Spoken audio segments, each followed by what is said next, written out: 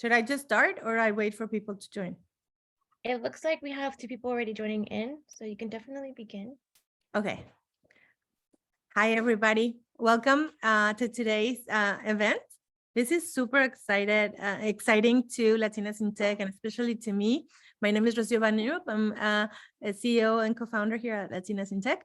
And I'm joined by Stephanie Garcia Tomlinson, right? Mm-hmm. Garcia Tomlinson, and she is a chapter leader for Silicon Valley chapter, and I'll let her introduce her in a bit. But this is near to my heart because this is the cancer support community who Rob will tell you more about them. They were a very important part of my life because I was diagnosed with cancer about 4 years ago, and I have been battling cancer for a few years in the background. But nothing would have been the same without the support of cancer support community.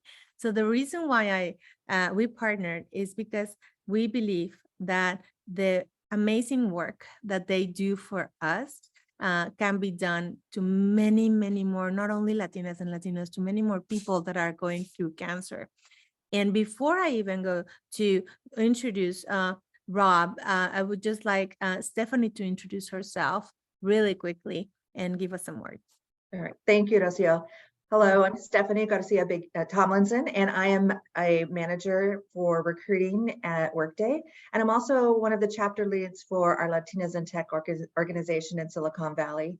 And I am also a breast cancer survivor and have participated in using the resources there at the cancer support community, and also understand how important they are for all of us to utilize.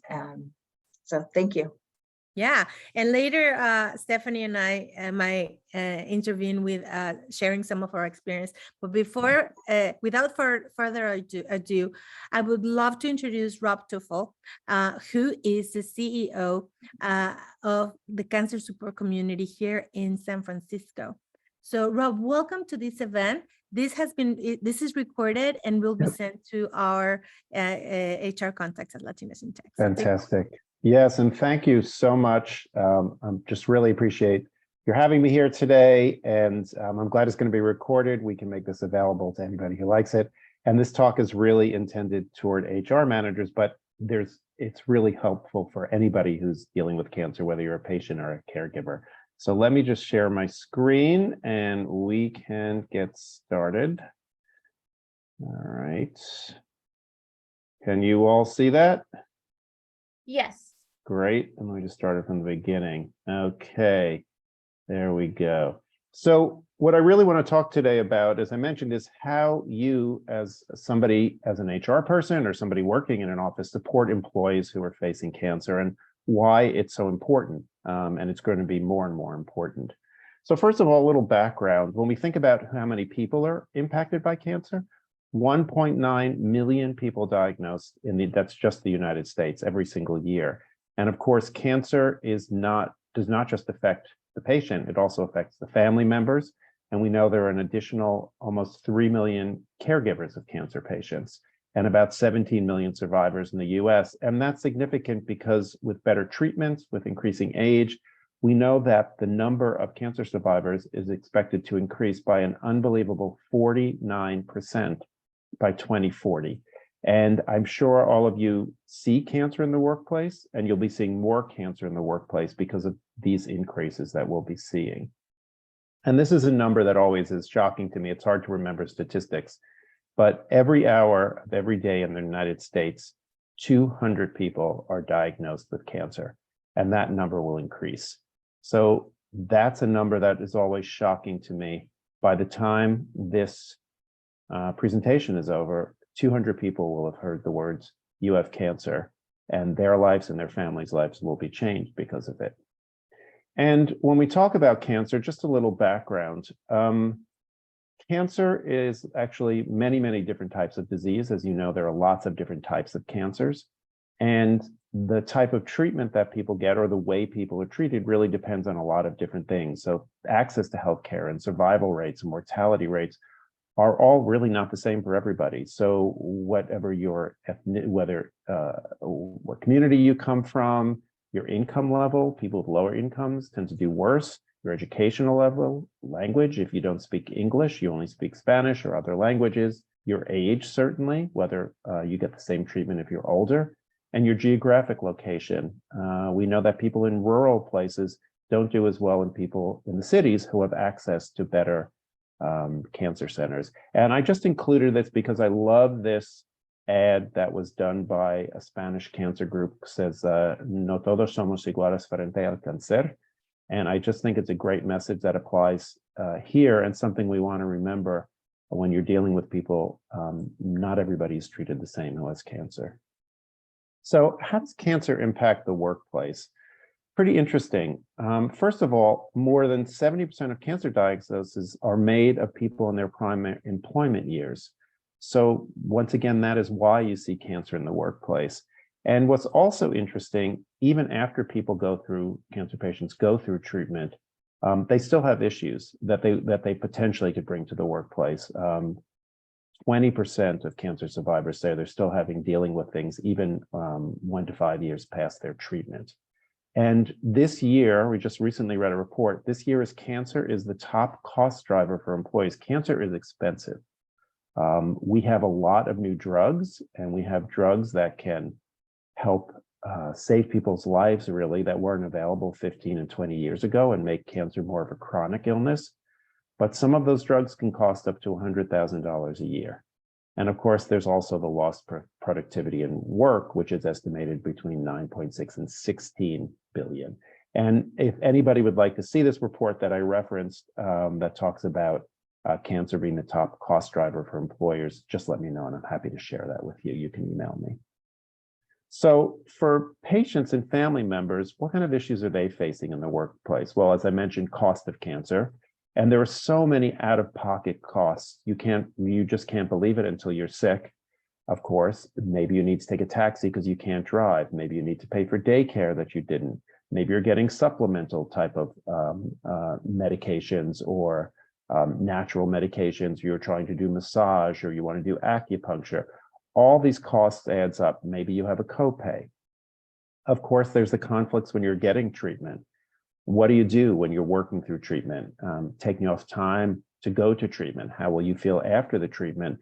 And then returning to work after the treatment. As I mentioned, once you stop treatment, you still can have ongoing issues. And how does that impact the type of work you do?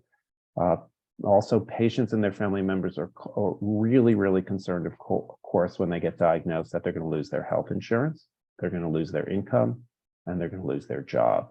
And then finally, how do they tell, or do they tell coworkers? Do they tell their managers? Do they tell their HR team? What happens? What are the implications in the workplace when people disclose that kind of information? And we can certainly talk about that later. Rocio can certainly share her experiences of what that was like. And of course, we know that cancer isn't just medical. It's not just about surgery and radiation and chemo, but it also has an emotional issue, because we are people and that affects our health.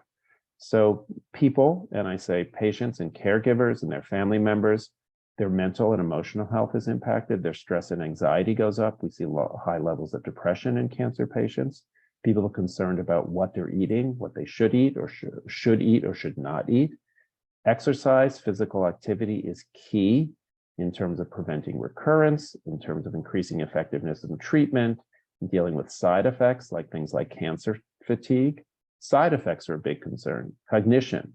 We talk about things like chemo brain, that sometimes chemotherapy can impact people's cognition.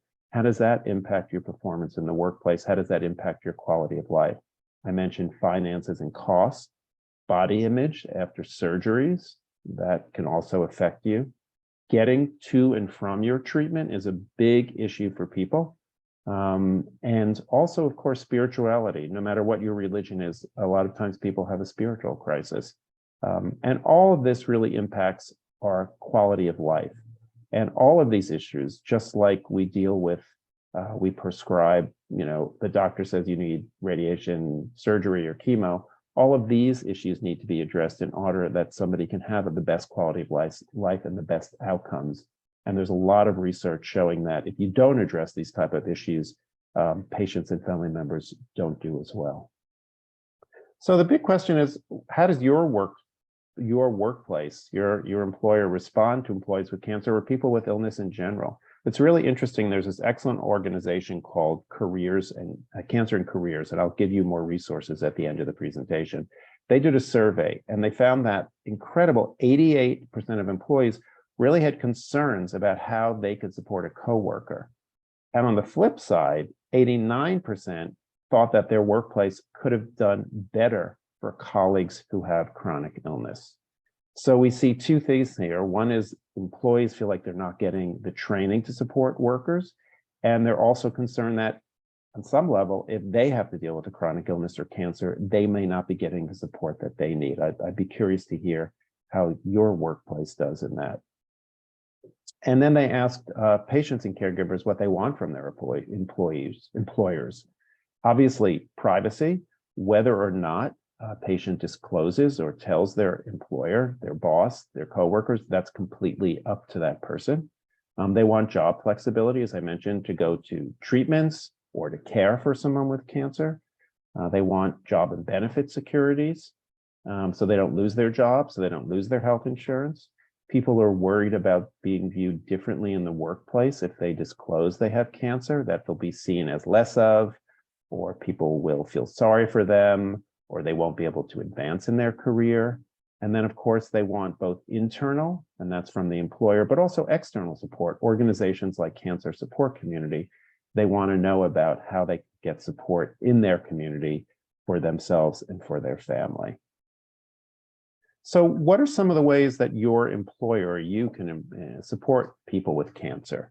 Well, the first, of course, especially if you're an HR manager, is listening. People, and I actually do a presentation on what to say to people when they're diagnosed with cancer. But one of the main things is that you just need to listen when somebody is ready to share with you, show empathy, and be open to communication.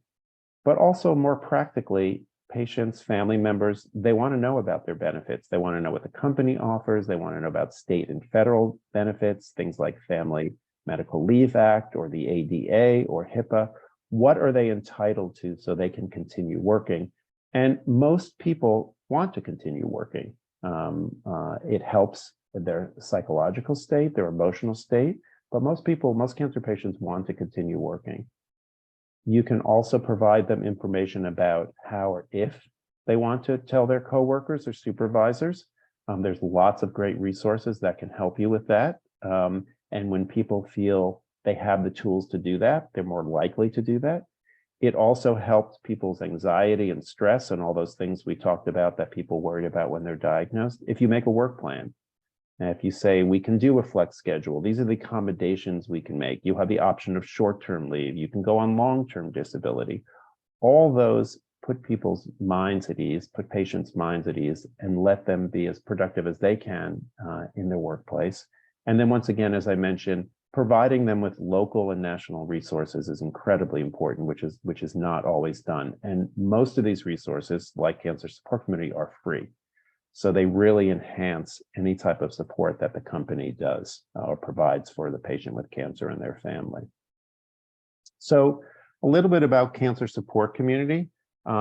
We are part of a national organization. There are 39 centers across the country. We are in the San Francisco Bay Area, but we're all over the country. And we were started about 30, 40 years ago in order to really address those non-medical issues that patients are facing. So what type of things do? We offer support groups and counseling. We have educational workshops on topics such as treatment updates and side effects and financial issues. We offer nutrition classes. You can imagine nutrition is such a big issue for patients and families. I say nutrition is something that crosses all cultures, all ethnic groups, all incomes. Everybody wants to know what they should eat and what they shouldn't eat. We have programs for children and teens and families who are being impacted by the cancer. What happens when a parent has cancer? How does that impact their children? How do you tell your child you have cancer? I mentioned exercise is an incredible resource and an incredible way to deal with mental health issues like depression, but also side effects, mood. We have lots of mind-body classes, learning how to meditate. We have social groups. And finally, we provide emergency financial assistance. And because we're part of a network, we don't get any funding from the national organization. But really, no matter what center you go to throughout the country, you can know that these types of programs are available. And now they're available in person and virtually. And you'll know you'll be getting the same quality program because we get audited by our national office every 2 years to make sure we're providing a certain level of programming. And on the national level, so we have our national office based in DC. They provide this incredible service called My Lifeline, which is a way that patients and caregivers can set up their own webpage. They can post updates without having to email everybody. They can talk about the things they need. They can connect with other patients and survivors. We have a whole educational series about different treatments and eating and different types of cancers. This is one you can see. We have them in Spanish and English. You can also call our cancer helpline, 888-793-9355, and speak to a social worker who can provide you not only with information about our local affiliates, your local affiliate, but if there's not one in your area, what resources do exist. So even if you're not in an area, if you're not in the San Francisco Bay Area, or you're not in an area where there's an affiliate or a center, you still have a lot of support. And so what's the impact of support programs? You know, I think when someone is diagnosed and they sit there with the doctor and the doctor talks about their treatment options, really what they want is to have the best outcome possible. They want to survive their cancer, but they also want to have the best quality of life while they're going through treatment and when they finish their treatment. And really, that's what our programs do. There's so much research that shows that patients who are not getting their needs addressed and their emotional needs and their nutrition needs and transportation and all those things I mentioned, it shows that those patients don't do as well. You know, social isolation, as we know, the past 2 years has a profound impact on people's health. This is something that was not discussed prior to the pandemic as much, but we know that people that have friends, that have a social support system in general do better with their health. They're healthier people.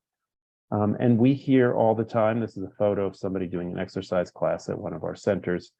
We hear all the time things like, the truth is I can't even measure the value of education, support, and love I've received from cancer support community.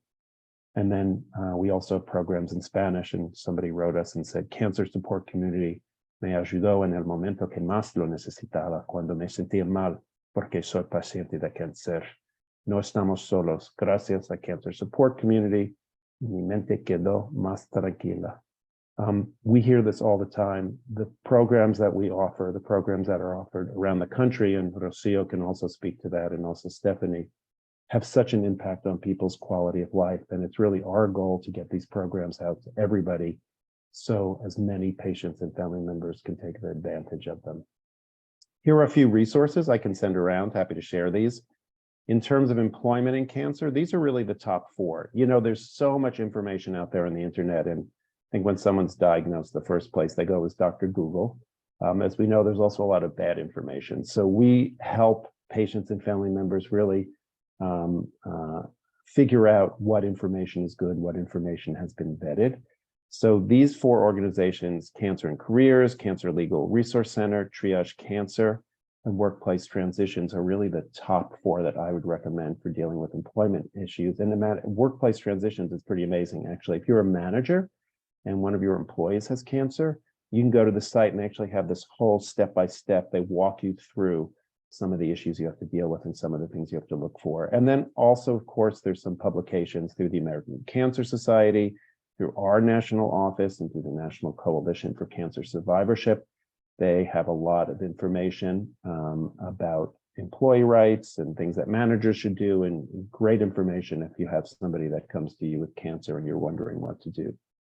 And then in general, I mentioned Cancer Support Community is a great way to get mental, emotional, and practical support, and some great places to get medical and resource information. Of course, the American Cancer Society, American Society for Clinical Oncology, which is the largest research organization in the world. They also have a site for patients and family members. In the Bay Area, there's an organization called Latinas contra Cáncer. which is targeted in the Latino community. And then, of course, the National Cancer Institute, great information, both in English and Spanish. And they also have a number you can call if you don't want to search on the internet, and they have people that can answer questions in English and Spanish as well. And that's about it for me. I'm happy to take any questions, and I'd love if Rocio, Stephanie would like to talk more about their experiences and how it was for them in the workplace and talking about their cancer and disclosing things. Thank you, Rob. Can you guys hear me? Yes, I'm from New York originally, so I talk really quickly. So No, that's fine. It was super understandable, and thank you so much for sharing all this. And I would love to go first, Stephanie, because I would, after you share your experience, I would love you to share what that means to a professional, to an HR professional like yourself, because maybe you can help us, connect the dots of cancer is the real thing, right? And it happens to our employees. And I'm a Latina in tech, and my employer never had a cancer diagnosed in their staff, so they had a hard time knowing how to react. They wanted to do the right thing, right? So let me go about my experience first, and then I'll give you the mic. So in 2018, I had an ultrasound, and I'm also a breast cancer a fighter, and they told me, yep, it looks like cancer. This is cancer. Here's the folder. And it was a little bit cold. And in that, within the papers they gave me, there was a paper for the cancer support community. And then I saw that their headquarters was literally on my way home. So I was freaking out. I literally was ice cold. But instead of going home, I went to cancer support community. And I was in shock. And I opened the doors, I entered, and literally this family, it felt like a homey place. And one of their facilitators saw me and took me to a private room and helped me calm down and find a way out. It was an amazing,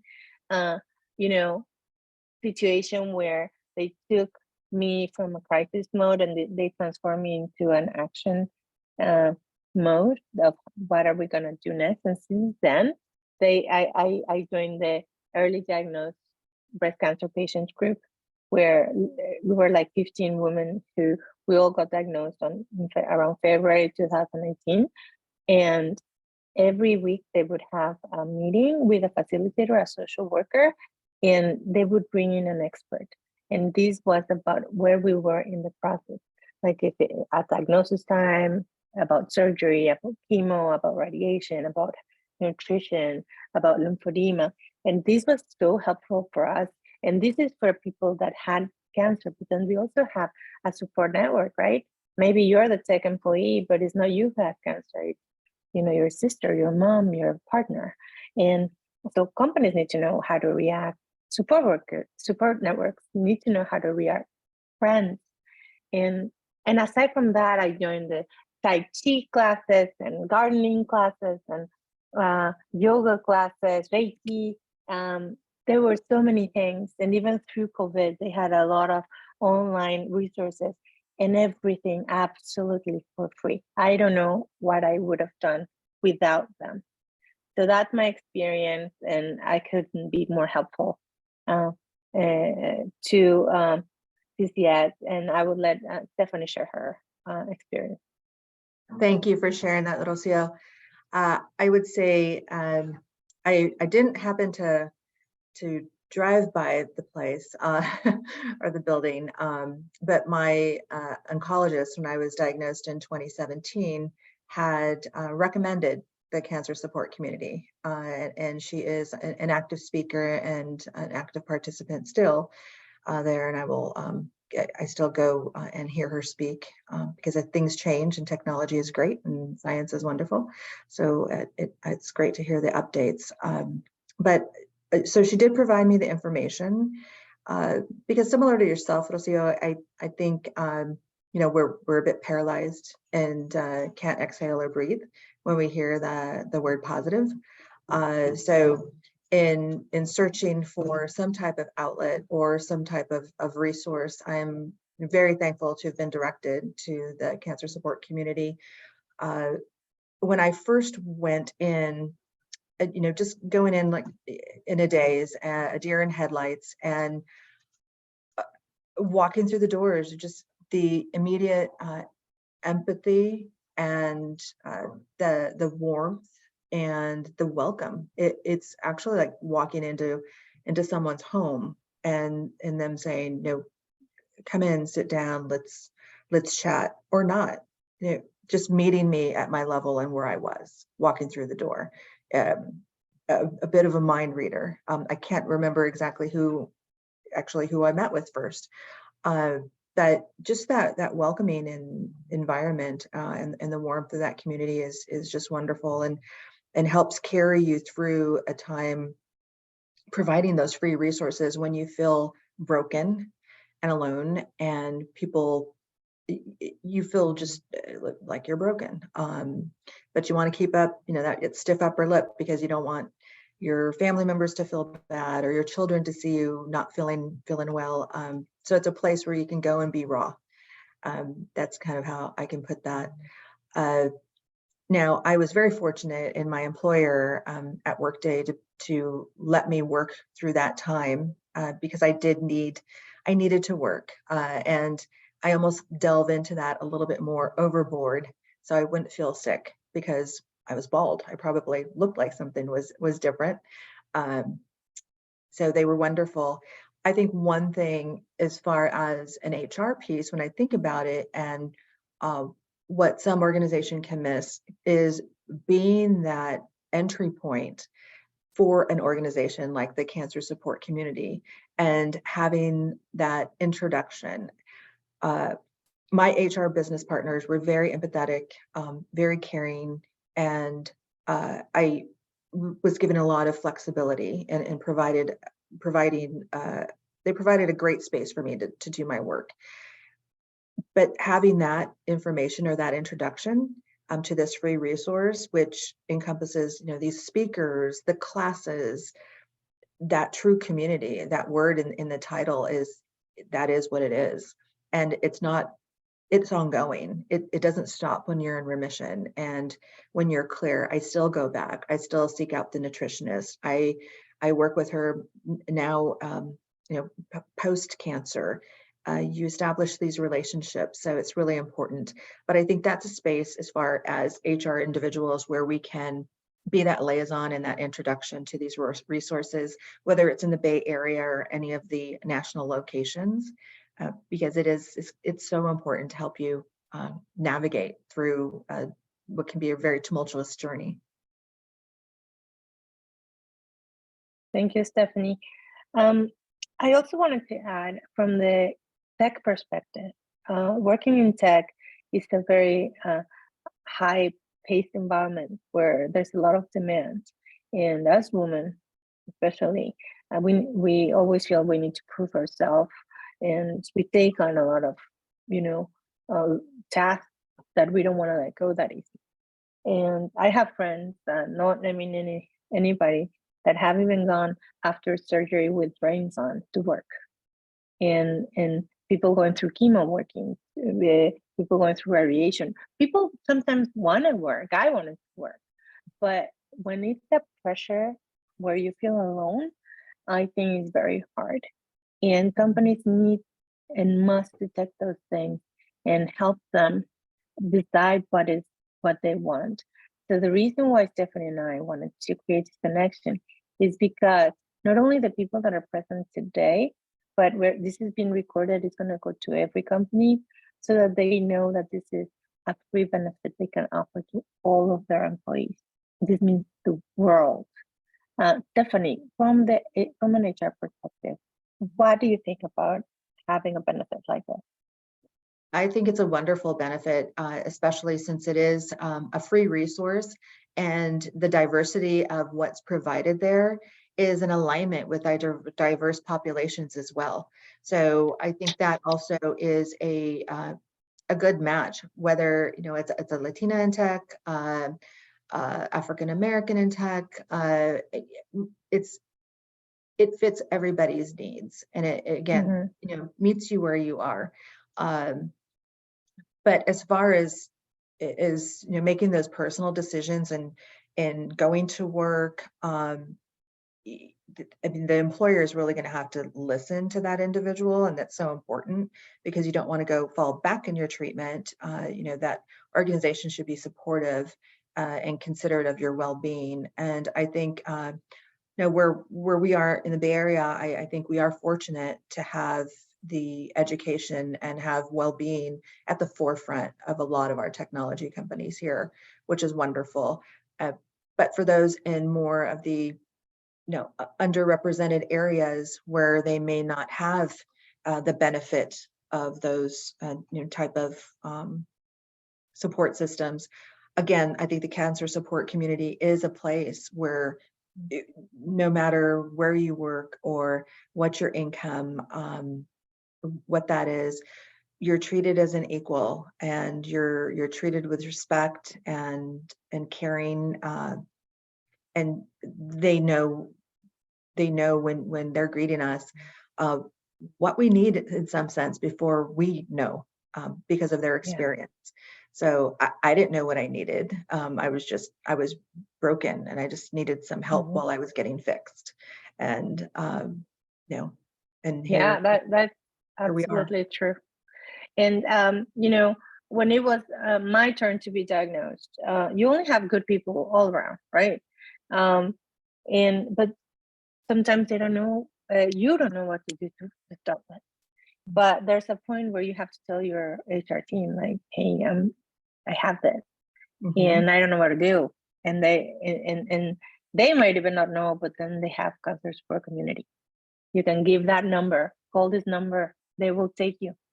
Yes. And then you as a company, you can call them. How can I do good to them? Rob, what do you think? What do you have to say about this? How could you help their employees or the companies themselves? Sure. I mean, great question. First of all, happy to talk. We are happy to talk to any company, anytime, to tell them about the free services we offer. We also, our national office has a much more in-depth presentation called When Cancer Comes to the Workplace. And it really is a way to help companies. I mean, Rocio, I was struck by the fact that you said you were the first person diagnosed with cancer on your staff. They were clueless, right? They had no idea what to do. So we don't want to see that. So we don't want, it doesn't always turn out well, right? So we actually have a program on our national office that really goes in depth and really helps companies create that environment for being able to support patients that have cancer. So we have that we can offer people as well. But we really want to get the word out. As you mentioned, our services are free. We know our services have an impact on people's lives. The thing that always makes me most sad is when somebody comes and says, oh, I wish I heard about you 2 years ago. I just saw somebody yesterday who said that. So really getting the word out there, any way we can get the word out there. We will talk to anybody, do presentations to provide these services. And really, it helps the HR person, right? To have these services, to be able to offer them to their employees and also help their employees be as comfortable and as productive and keep on working. Nobody wants the employee to leave. So it really supports the goals of the company when they're trying to support the patient and the family. So happy to do any of that. Thank you so much, Rob. And just a recommendation, what they do is just enormous. And it's all free. So if you were a large organization, you could offer this to all of your existing and future employees. Everything they do needs to be paid by somebody. So they have donors. So what I would recommend, if you're gonna partner with them, consider helping them as well, so that they can continue helping more and more people. And it's not only San Francisco. You might have employees all over the world. Chicago, yeah. So Rob, how can they contact you to know more? Sure. So certainly I had my contact information there. It's r2fel@cancersupport.org, and we can send that information out. You can also contact me if you have information about how to get in touch with other centers, you can contact our national organization, which is cancersupportcommunity.org. But feel free to reach out to me, and I can get you in the right direction if you're not based in San Francisco. And as you know, you mentioned, Rocio, it's not just only about funding from companies. We do get donations, so we can offer these for free, but we also engage employees in volunteer events. You came to our gala, which was really fun.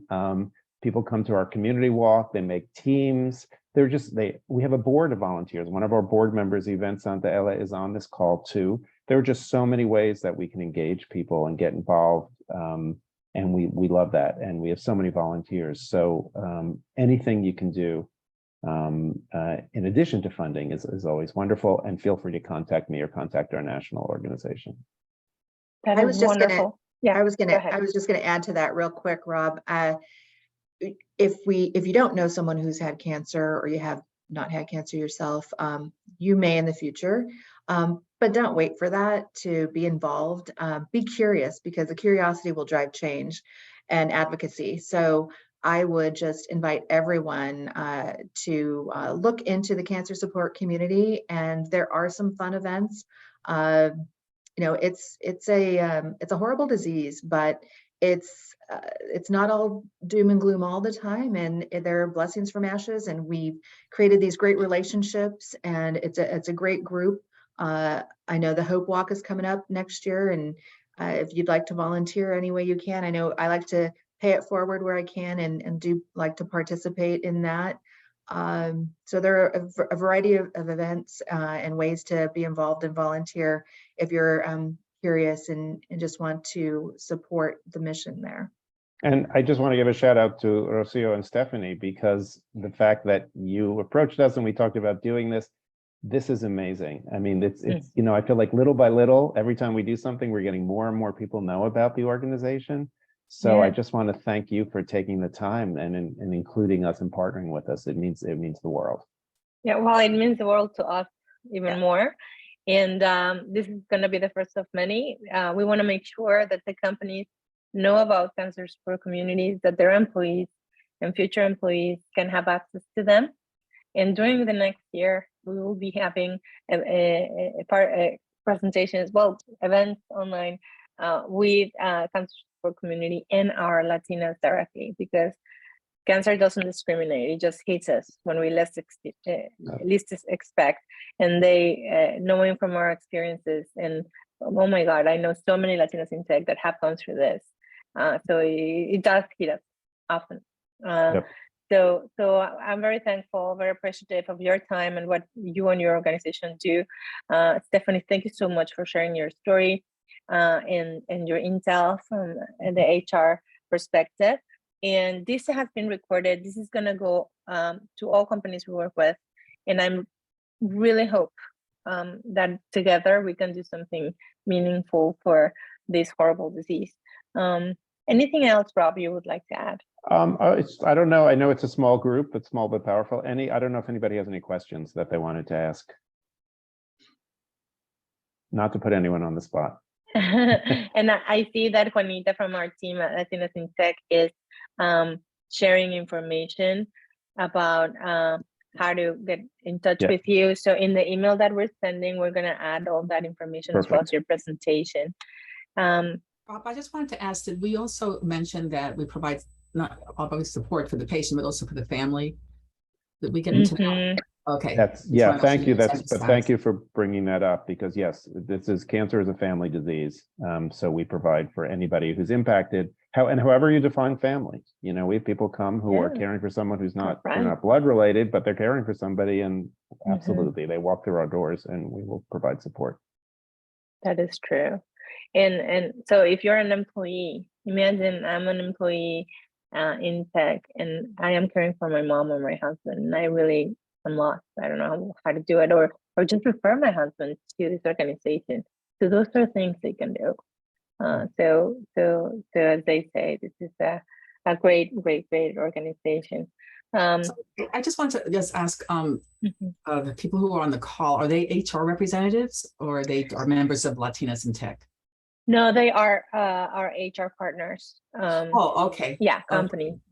Mhm. Okay, because I was hoping hopefully this will help them talk to their finance people about including Yes. CSC as a resource for I think it's ESOP, the benefits they offer employees, the extra benefits they offer, that we would be a great resource to help families in Spanish and Yeah. English.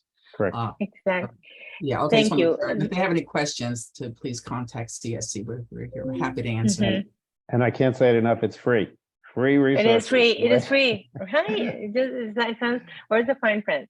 So the vast majority of people that will see this will see it in the recorded format. So we will add to the link we'll send, then the email we'll send all the information of how to contact you guys, how to partner, and so on, as well as the presentation.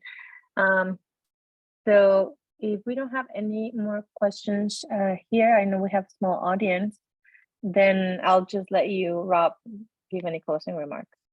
I just want to say thank you so much for doing this. It takes a village, as cliched as that sounds. But also, like you said, Stephanie, unfortunately, everybody knows somebody who's impacted by cancer, and you don't have to go through this alone. And these type of services are as important. I'm a cancer survivor. To me, they're as important as surgery, chemotherapy, and radiation, because when I was diagnosed, quality of life was such a big issue for me. And these services helped me have a better quality of life and reduce my stress and anxiety. And we want to make sure every cancer patient, every family member, friend who's impacted doesn't have to go through this alone and suffer, basically. So thank you so much again for having me. Absolutely. Thank you so much, Rob and team. Thank you, Stephanie. And if you have any questions, feel free to send it over to us and we'll channel it to Rob. Perfect. Thank you very much, everybody. Thanks, Thanks, everybody. everyone. Have a good day. Bye-bye. You too. Bye-bye. Bye-bye.